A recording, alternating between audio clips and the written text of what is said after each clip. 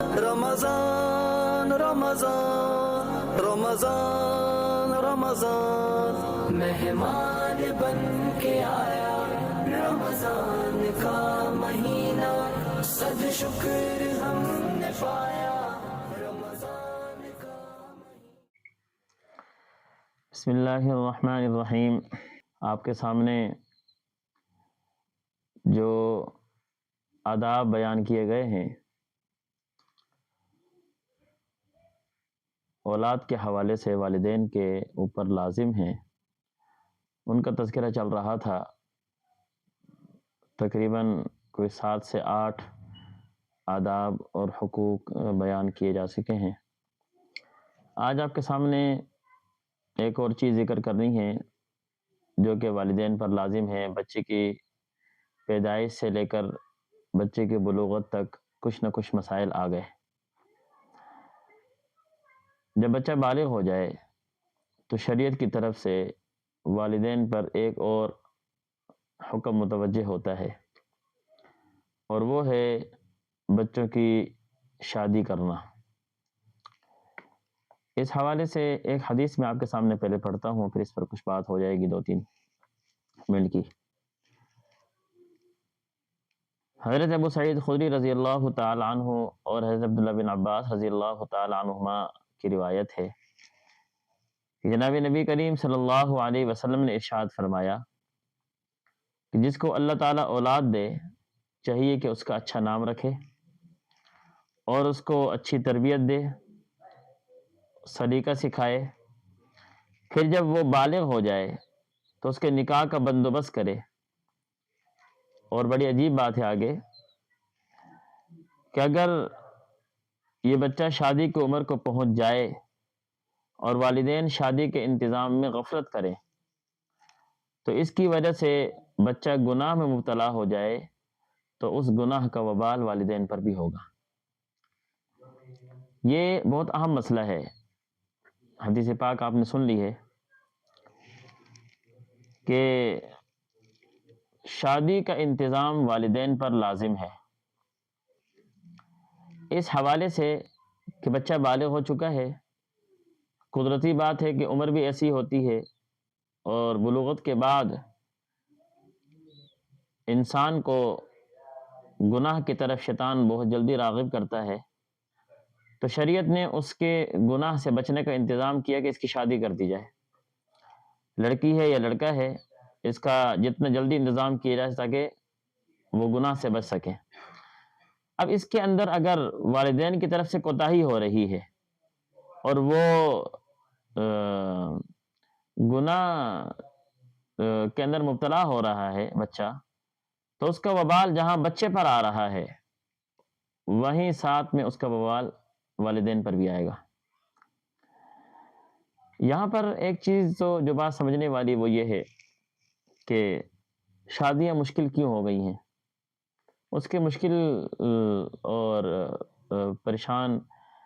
ہونے کی جو وجوہات ہیں وہ یہ ہیں، اخراجات بڑھا دیے گئے ہیں، جہیز کے اخراجات بڑھا دیے گئے جس کا دور تک ثبوت کوئی نہیں ملتا۔ پھر اس کے بعد جو شادی سے پہلے جو منگنی کا ایک سسٹم چلتا ہے رشتہ جوڑنے کا لیے، اس پہ جو اخراجات ہوتے ہیں، اور پھر شادی تک درمیان میں اب تو پتہ نہیں وہ 7-8 دن 10-12 دن پتہ نہیں سلسلہ چلتا رہتا ہے، کبھی مہندی ہے تو کبھی وہ آ رہے ہیں، کبھی یہ آ رہے ہیں، کبھی لڑکی والے جا رہے ہیں، کبھی لڑکے والے آ رہے ہیں، پھر جہیز کی خریداری ہو رہی ہے، پھر مکان تیار ہو رہا ہے، پھر ہال بک کیے جا رہے ہیں، اور پھر ولیمے کے اوپر جو ہے نا جو اخراجات ہیں، اور پھر کئی ڈشیں پک رہی ہیں۔ یہ اتنے سارے اخراجات جو بڑھا دیے گئے جس وجہ سے ایک حلال اور ایک سنت جو تھا طریقہ آپ علیہ الصلوۃ والسلام کو مشکل ہو گیا، اور اس کی وجہ سے گناہ کا راستہ آسان ہو گیا۔ اس لیے آپ دیکھتے ہیں کہ آئے دن یہ مسائل اور یہ کیسز آتے رہتے ہیں کہ مختلف جگہوں سے مختلف قسم کے مسائل بنتے ہیں۔ تو ان چیزوں سے بچاؤ کا ایک ہی طریقہ ہے، اور وہ یہ کہ جب بچہ اور بچی سن بلوغت کو پہنچ جائیں تو فوراً ان کی شادی کا انتظام کرنا چاہیے، اور جتنی سادگی سے ہوگی اتنی ہی یہ شادی برکت والی ہوگی، اور جتنے اس میں اخراجات زیادہ ہوں گے اتنے ہی یہ شادی آگے جا کر لڑائی جھگڑے اور نفرتوں کا ذریعہ بنتی ہے۔ یہ پیچھے کرونا آیا تھا تو کرونا میں بہت سہولت ہوئی تھی، کئی لوگوں نے جو ہے نا اس کرونے کی وجہ سے اپنے رشتے خاموشی سے کر لیے، جس میں ان کے اخراجات بھی نہیں بڑھے اور پریشانی بھی کوئی نہ، اور ان کے رشتے بھی چل رہے ہیں۔ ایسے تو نہیں تھا کہ اگر انہوں نے شادی ہال نہیں بک کیا اور برادری کو نہیں بلایا اور لمبے چوڑے پروگرام نہیں کیے تو ان کے رشتے ٹوٹ گئے، چل رہے ہیں وہ۔ سادگی میں برکت ہے، تو اس لیے ہمیں اس طرف آنے کی ضرورت ہے کہ ہم جتنا مختصر پر اثر، جناب نبی کریم صلی اللہ علیہ وسلم نے حضرت فاطمہ رضی اللہ تعالی عنہا کی جو شادی کی سیرت کی کتابوں میں اس کی تفصیل موجود ہے، اس کو پڑھ لیا جائے، کون سے اس میں براتی تھے، کون سے اس کے اندر لمبے چوڑے کیا ہے دعوت کے سلسلے تھے، کون سا اس میں لمبا کیا ہے ایک پورا کا پورا جو ہے نا وہ پروگرام بنایا گیا تھا۔ مختصر شادی تھی اور آپ علیہ الصلوۃ والسلام خود چھوڑنے کے لیے گئے تھے، اور جہیز کتنا دیا گیا اس میں، آپ ساری چیز دیکھ لیں تو آپ کو سمجھ آ جائے کہ ہمارے لیے سب سے بہترین نمونہ تو حضور کی سیرت ہے۔ تو آپ علیہ الصلوۃ والسلام اپنی لخت جگر حضرت فاطمہ رضی اللہ تعالیٰ عنہا کے لیے جو چیز پسند کر رہے ہیں، یہ نمونہ ہے، یا آج کی چلتی ہوئی رواجات رسومات یہ نمونہ ہے، جو کہ سراسر باطل کے لائے ہوئی چیزیں ہیں، یہود و نصارہ کی چیزیں ہیں، ان کی طرف سے پروپیگنڈا ہے اسلام کے خلاف۔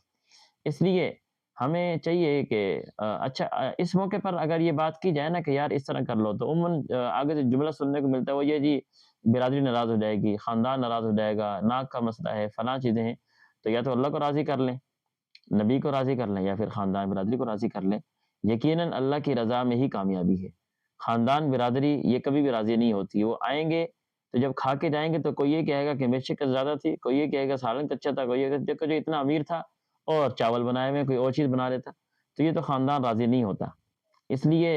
اللہ تعالیٰ کو اور جناب نبی کریم صلی اللہ علیہ وسلم کو خوش کرنے کی کوشش ہونی چاہیے۔ اللہ تعالیٰ ہمیں عمل کی توفیق عطا فرمائے۔